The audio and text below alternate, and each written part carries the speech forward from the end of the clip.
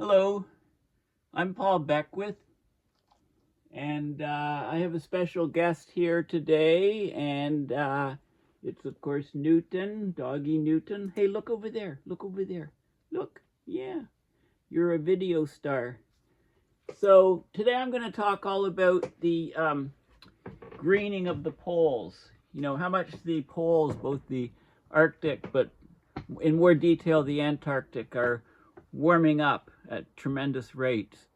And we're actually seeing greening of Antarctica. We're getting mosses and other types of vegetation growing in Antarctica because it's so warm, and also in the land boundaries of the Arctic Ocean.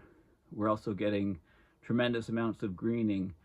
You know, permafrost and tundra are thawing, and we're getting all kinds of different vegetation replacing it. So let's have a look at the details. Just give me a second to recalibrate. Okay, here we go. And I need another, just gotta move a couple things over. So yeah, greening of Antarctica is quite amazing, and there's been a lot of press about it in the last few days, so I thought it was very timely to talk about what is happening. So this is a Guardian article just from Friday, October 4th, 2024. Antarctica is greening at dramatic rates as the climate heats. So they've analyzed satellite data, and they find that plant covers increase more than tenfold over the last few decades. This is Amsler Island in the Palmer Archipelago of Antarctica, mosses growing on rock. So where are we talking about here? This is the island right here from Google Earth, and we can zoom out and you can kind of see where this is in the perspective of things. So there's Antarctic Peninsula, so it's just off the Antarctica Peninsula. Okay, it's this little island here. Okay, so what's actually happening? So plant cover has soared more than tenfold over the last few decades as the climate crisis heats up the icy continent. So we're not talking about a lot of vegetation, but it's getting a foothold in Antarctica and the islands off Antarctica, especially the Antarctica Peninsula. So they looked at satellite data. They saw less than 1 square kilometer of vegetation in 1986, but when they looked in 2021, it was 12 square kilometers of green cover, so a growth of a factor of 12. The plants that are growing in Antarctica are mostly mosses, and the growth has accelerated since 2016. And this is how, I mean, of course, there's no soils down there, right? There's ground rock, pulverized rock, but there aren't soils. So moss covering the rocks, it secretes an acid, starts to dissolve the rock into, you get little tiny particles, and that's sort of the precursor to generating soils over time. And then you get other plants building up, etc. The growth of vegetation on a continent dominated by ice and bare rock is a sign of the reach of global heating into the Antarctic, which is warming faster than the global average, right? Same thing as the Arctic. The poles are warming much, much faster than the rest of the planet, certainly much faster than the global average. This spread of mosses into Antarctica could provide a foothold for alien invasive species into the pristine Antarctic system. So definitely big changes. Now there's also been greening reported in the Arctic, and also in 2021, rain, not snow, fell on the summit of Greenland's huge ice cap. So the poles are warming significantly. Here's an island, a green island in Antarctica. You know, look at all this moss and vegetation.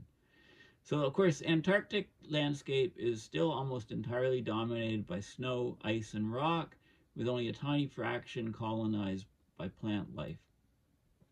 But that tiny fraction has grown dramatically, showing that even this vast and isolated wilderness is being affected by human-caused climate change. The peninsula is about 500,000 square kilometers in total. So we're talking just a small fraction of it that's covered, but it's a foothold, it's a start. So there's fundamental changes going on to the biology and landscape of this region. So there's a new paper published, and I'll go over the peer-reviewed paper. It's in Nature Geoscience, and it analyzes satellite images, specifically Landsat images. It's an interesting study, and another scientist says when he visited Larsen Inlet on the peninsula, Antarctic Peninsula, a couple of years ago, they landed on a beach that was buried beneath the Larsen ice shelf until it collapsed in 86 to 88. And they found a river with green algae growing in it. So vegetation is finding a way to start to get to Antarctica.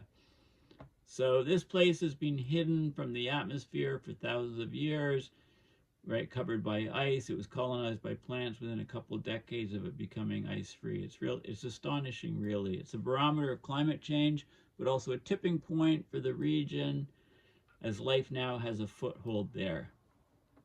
Okay, so the acceleration of the spread of mosses from 2016 onwards, coincides with the start of a marked decrease in sea ice extent around Antarctica, right? For many, many decades prior, the sea ice around Antarctica was growing about 1.5% per decade, and then in 2016 and onward, the last over decade or so, it's been plummeting and dropped off a cliff. And in fact, in 2023, record low sea ice around Antarctica. 2024, the same sort of thing. So we're definitely seeing a huge warming of the Antarctica pole. Mosses can colonize on bare rock, and they can create the foundation for soils that, along with milder conditions, then allows other plants to grow. Okay, so the soil in Antarctica is mostly poor or non-existent, but this increase in plant life will add organic matter and facilitate the formation of soils, right? So, like I said, the moss secretes an acid, dissolves the rock, and you start getting small rock particles and eventually soil formation. So there was a study back in 2017 that showed the rate of moss growth was increasing, but it didn't assess the area. So in 2022, a study showed that Antarctica's 2 native flowering plants were spreading on Signy Island to the north of the Antarctic Peninsula. Green algae is blooming across the surface of the melting snow. Trees were growing, of course, at the South Pole a million years ago when the planet last had as much CO2 in the atmosphere as it does today. Okay, so we're getting profound changes in our planet. Okay, so it's not just Antarctica. So here's a paper from a few years ago, complexity revealed in the greening of the Arctic. Okay, so this was from a couple of years ago, 2020, February 2020. So as the Arctic is warming, vegetation's responding. Satellite measurements indicate widespread greening at high latitudes. This greening of the Arctic is among the world's most important large-scale ecological responses to global climate change. Okay, so we're getting Arctic greening, and we're getting browning of the lower parts of the vegetation extent, like the boreal forest, for example. So, as it gets too warm, vegetation's on the shift. Animals are on the shift towards the poles as we're getting this warming. So let's go through and look at some of the Arctic greening first before we then go to Antarctica. Okay, so this is some of the greening trends around the fringes of the Arctic Ocean. And you can see trends over the years, annual max, NDVI, and this is from 2 different satellite things. So what is NDVI? Let's look at NDVI because it's a very important measurement metric. It stands for Normalized Difference Vegetation Index. Okay, it's a widely used metric for quantifying the health and density of vegetation using sensor data. Okay, it's calculated the NDVI index from two specific bands of radiation, red light and near infrared. So you have your remote sensors on satellites, and you measure the reflectance and transmission, etc., at red and near infrared wavelengths, and you calculate NDVI. So the index is easy to interpret. It's a value between -1 and 1. An area with nothing growing in it will have an NDVI of 0. Nothing's growing. NDVI will increase in proportion to vegetation growth. So if you have an area with dense, healthy vegetation, the NDVI is going to be 1 or close to 1. If it's 0, nothing's growing. And if it's the ocean or water or lakes, the NDVI is -1. Okay, so it's a very useful metric. It's when we started launching satellites, and then sensors on satellites, and then the ability of these sensors to detect, to do scans and multi-spectrums, various wavelengths. So they looked at the infrared and at the, it used to be called the vegetation index. Like here's the NDVI for Australia. So you can see where things are growing here and things are not growing here. Okay, so it's a very useful, what it does is basically live green plants absorb solar radiation in the so-called photosynthetically active radiation spectral region. So they use it as a source of energy, certain wavelengths, to perform photosynthesis. So here you have chlorophyll A in the plants absorbed here, chlorophyll B absorbs here, and there's these carotenoids, which I think of as in carrots mostly, here. So if you combine all these bands, you get a photosynthesis rate percentage, and so wavelengths of about 430 or something peak. Plants love that. Also wavelengths of about 680. Plants love that. So you can see the infrared part here. This is getting to the infrared, longer than red, and this is the bluish part of the spectrum.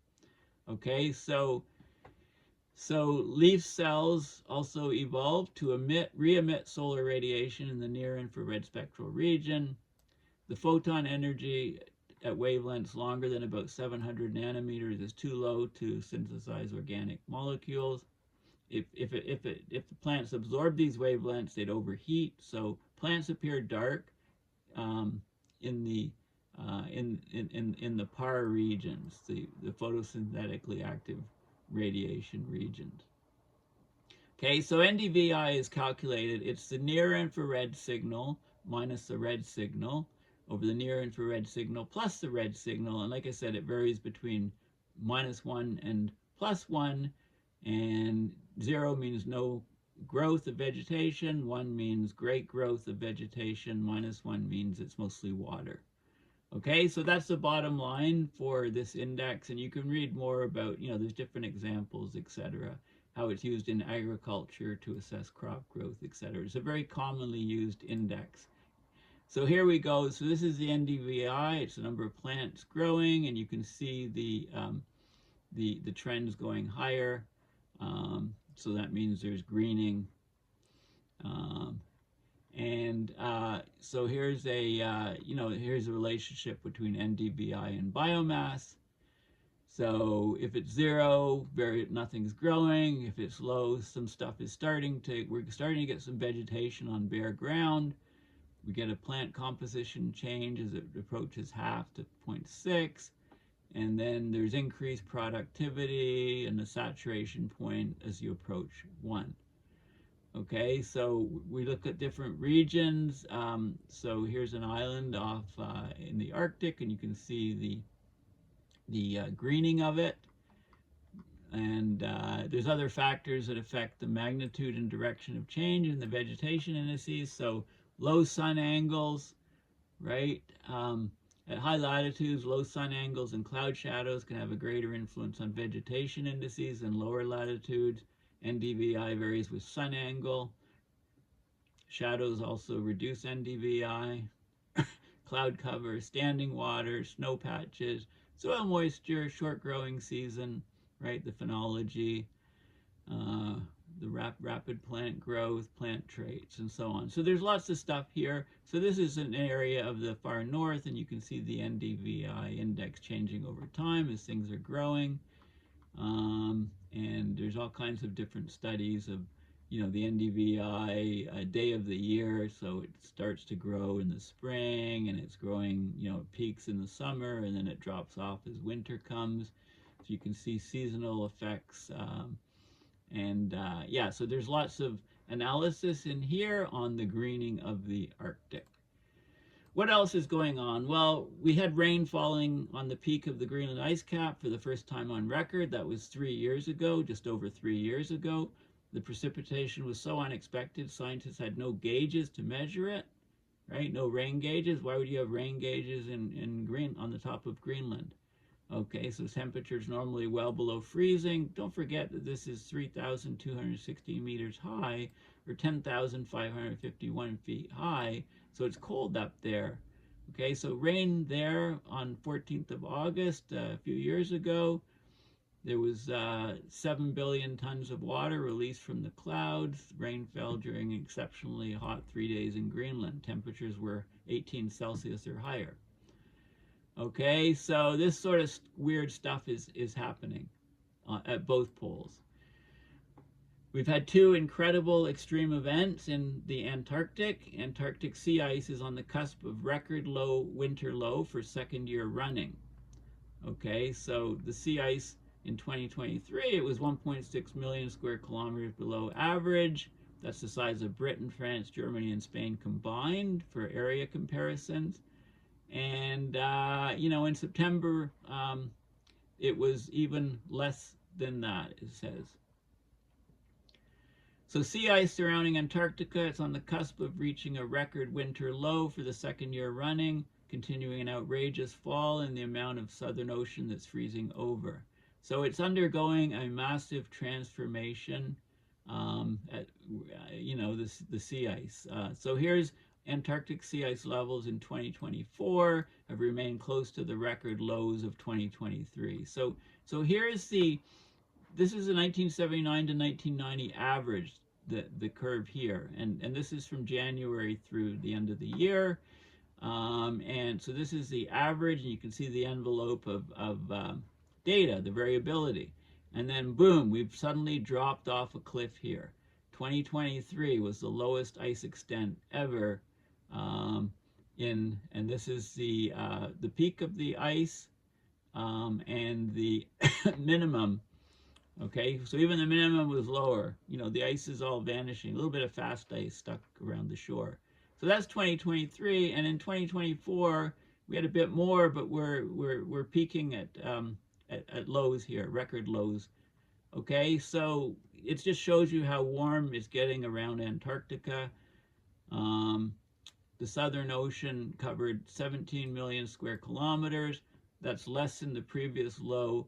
It covered 17.1 million square kilometers at the peak here in 2023, and it went even lower in this year. The long-term average for September 7th, based on satellite data, is 18.4 million square kilometers. So we were, basically 1.3 million square kilometers lower than that last year, and 1.4 million square kilometers lower than that this year. So the system's broken, right? The Antarctic is warming like crazy, as well as the Arctic, and the record drop of Antarctic sea ice that's been attributed to leading to the death of thousands of emperor penguins. And there was a study in Nature that found meltwater from the continent's ice sheets could dramatically slow down the Southern Ocean overturning circulation. We often talk about the AMOC, but there's also the Southern Ocean Southern overturning circulation, Southern Ocean, the SOC or whatever. It's a deep ocean current, and the circulation effect influences global weather patterns and ocean temperatures and nutrient levels. The Southern Ocean overturning is already slowed by about 30% since the 1990s. So we're losing. These ocean currents are behaving differently, and we're going to see the climate effects around the planet. especially if it shuts off. So there's an article from about 7 years ago, the latest threat to Antarctica, an insect and plant invasion. So the rise in tourism and warmer climate is bringing houseflies and the growth of mosses down to Antarctica. So here's a penguin near Antarctica's McMurdo Research Station. Lots of bare ground. So the pristine ice-white environment is going green in Antarctica, and common houseflies are there. Temperatures are soaring. There's invading plants and animals, and those are on the coastal areas. Temperatures have risen more than 3 Celsius over the past 3 decades. Glaciers are retreating. So the common housefly is a perfect example of the problem the Antarctic now faces from invading species. Okay, and in 2015 to 16, more than 38,000 tourists visited Antarctica. I don't know what the numbers are today. The tourists are very scrupulous about not leaving waste or having mud, which could carry seeds or bugs from other areas on their boots when they set foot. But there's contamination from tourists. Camera bags are a problem. People take them from one continent to another, rarely clean them. They put them on the ground, seeds picked up elsewhere get shaken loose, etc. Okay, so basically, this is a problem. Climate change is turning Antarctica green. Article from 7 years ago, and it shows some of the images of growth of plants. So it's been going on for a while, but it's accelerated. Okay. This is a moss bank on Green Island, and so it starts on the rock, and then it starts to generate this rudimentary soil, and then it can spread. Flourishing plants show warming Antarctica is undergoing a major change. This is from 2 years ago. The dramatic spread of native plants. So this has been, it's been around for a while, right? Antarctica's 2 native flowering plants are spreading rapidly as temperatures warm. The increase in plants in 2009 has been greater than the previous 50 years combined, coinciding with rapidly rising air temperatures and a reduction in the number of fur seals. Okay, so it's basically responding quickly. It's warming and warming and warming, and the plants are appearing. Climate change is turning parts of Antarctica green. Another article, this is some 4 years ago. Researchers map beginning of new ecosystem as algae blooms occur across the surface of the melting snow. So look at the green algae that's on top of the ice that's melting. Okay, it's creating new ecosystems. So this is microscopic algae blooming across the surface of the melting snow, tinting the surface green and creating a source of nutrition for other species. Okay, so this was a paper that was published a few years ago showing, the green algae on top of the ice. There's an algae map, 1,679 separate blooms of green snow algae covered an area of 1.9 square kilometers, equating to a carbon sink of about 479 tons a year. Okay. So we're going to get larger and larger blooms. The last time CO2 levels were this high, there were trees at the South Pole. Okay, so our CO2 levels in today's planet, this is like 5 years ago, Pliocene beach fossils in Antarctica when CO2 was at similar level to today's point to planet's future. Okay, so even if we stopped our emissions and our CO2 levels were constant at today's levels, that's enough to melt a lot of the planet, including parts of the Antarctica. We had trees at the South Pole when CO2 was this high before. Sea levels were 20 meters higher. Global average temperatures were 3 to 4 C's warmer. So the planet is warming, but it's caught nowhere up to what it would stabilize at with our CO2 levels today. Temperatures near the South Pole were about 20 Celsius higher than now in the Pliocene epoch, 5.3 million to 2.6 million years ago. Okay, so this is a good analogy for what's going on today. If we keep carbon emissions going at the current rate, by the end of the century, we'll be 1,000 parts per million. Okay, so, you know, the poles will warm up as well as the rest of the planet. Okay, so this is the peer-reviewed paper that just came out October 4th, just a few days ago. Sustained greening of the Antarctic Peninsula observed from satellite. So let's have a look. So the Antarctic Peninsula has experienced considerable anthropogenic warming in recent decades. While cryospheric responses are well defined, like we often talk about the melting of the ice caps, the lack of sea ice around in the Arctic, also in Antarctica, melting on Greenland, melting on, you know, West Antarctic ice sheet, East Antarctic ice sheet.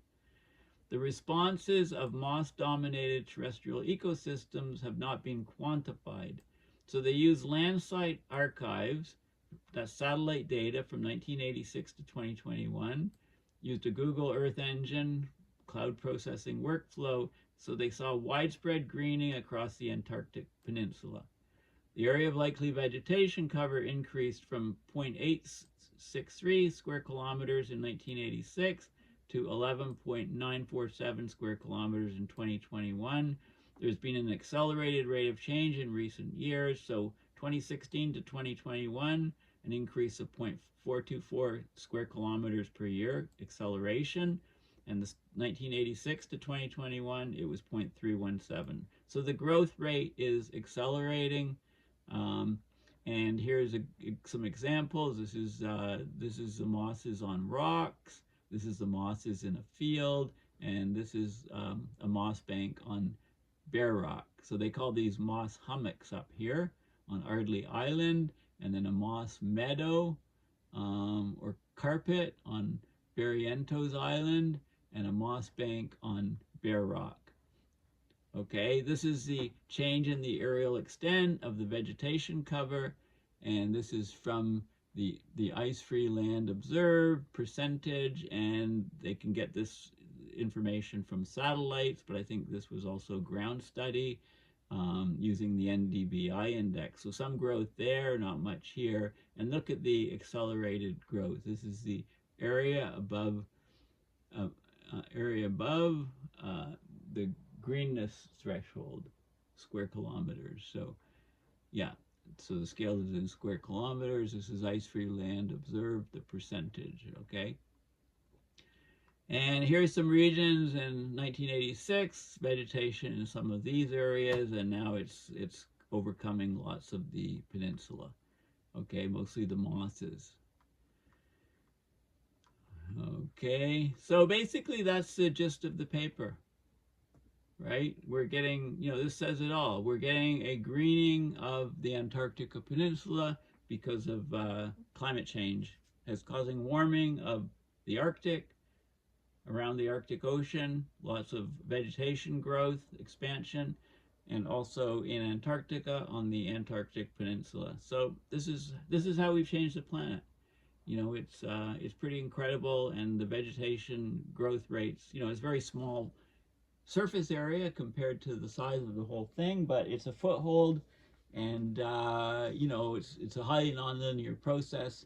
It's clearly warm enough at those areas, those fringes of Antarctica, in the peninsula, you know, which extends the most northward of the whole continent, and you know, it's a foothold, and you know, as we continue to warm the planet at accelerating rates, we're going to get more and more nonlinear acceleration of the growth of mosses. So you start with mosses, and then you can start getting soils generated over time from the breakdown of the rock by acidic accretions from the mosses, and then you start getting other things. You know, you start getting some semblance of soil formed, and then you can start getting grasses and shrubs, and then it expands. Eventually you get trees and whole forests, and the whole place is populated.